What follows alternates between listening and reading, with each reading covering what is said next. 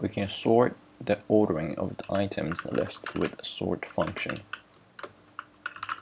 If we have strings in the list, we can sort them alphabetically.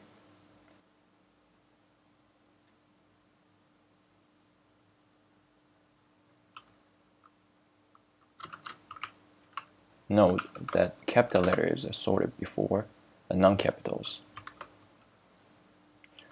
You can check the numerical value in the alphabet with char to number function.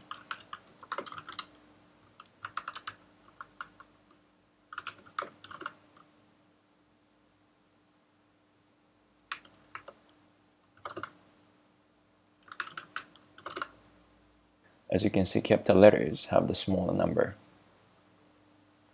So if you want to ignore the case when comparing the string, you can pass in 1 or I as a second argument. It will be sorted with ignore case on. Now the banana is placed at the correct place.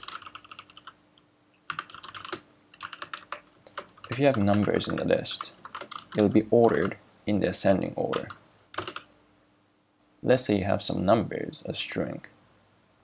The strings are always placed before numbers.